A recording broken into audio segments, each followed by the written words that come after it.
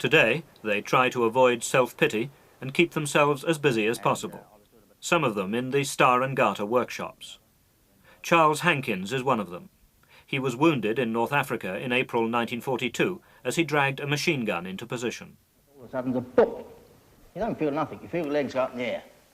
I've looked at this, and this is torn away. And I'm frightened to look round the back, really. But eventually I've looked round the back and I thought, Jesus Christ. This leg through the army gate, this foot is smashed right off, blown right off. This one is hanging on shreds. But there's no pain at all. I felt something that's sort of pressing on my chest here. But I looked round and I thought, well, this is it. This is the lot, you know, Charlie, boy, you've had it sort of thing. So I laid on my back and I looked at the sun. I couldn't take my eyes off the sun. I don't know why, but I couldn't. I took the water bottle off, poured it over my face, poured it in my mouth, but the lips were swollen right up and all caked with sort of your tongue swollen at the same time. There's chaos going all around you, people getting killed and all sorts of things, you know. So I've started the crawl down the hill on my own.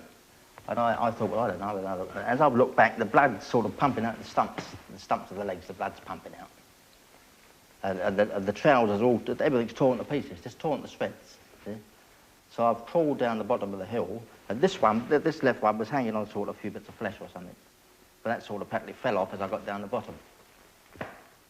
Do you remember when you were crawling down that hill whether you thought that you were going to die? Oh, yes, yeah. It was a peaceful effort, really.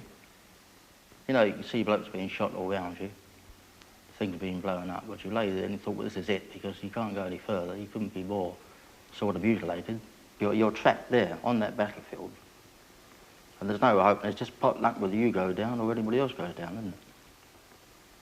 And do you get used to the horror of it? I don't think you actually get used to it, no.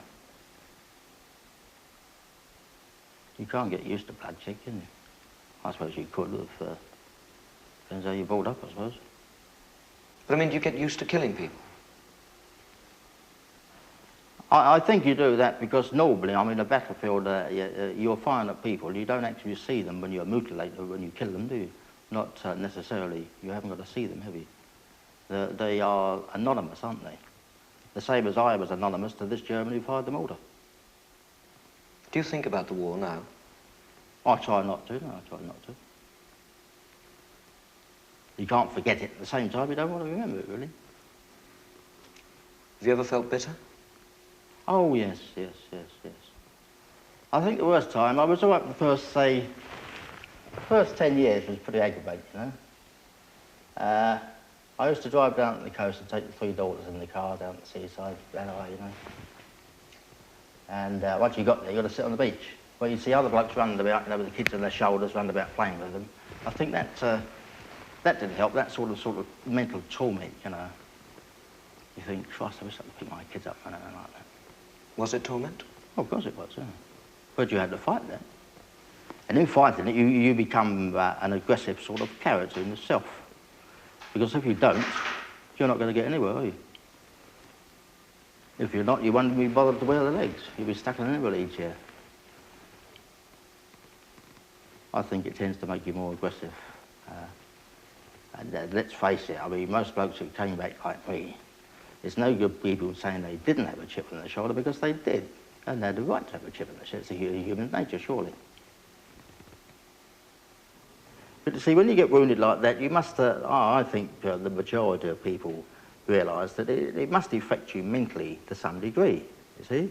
Now, when you come back, all right, you come back to Roehampton Hospital, so they stick a couple of tin eggs in you, you've got to be a good boy, haven't you? And you come back to a different life. Well, you just can't do that. Do you feel then that the government have let down the people who've fought for them in 2 world wars? Well, I don't know, you put them in a spot here, haven't you? I would say they could have done better for the war pensions, yes. Don't you think so? They could have done better, surely. It's only in recent, the last, say, 5 years that they really sort of, or 10 years, they really sort of tried to help the war pensioner. Well, I think the average public, Mr. Public has forgotten it all. He's pushed it to one side, out of sight, out of mind sort of thing, isn't it?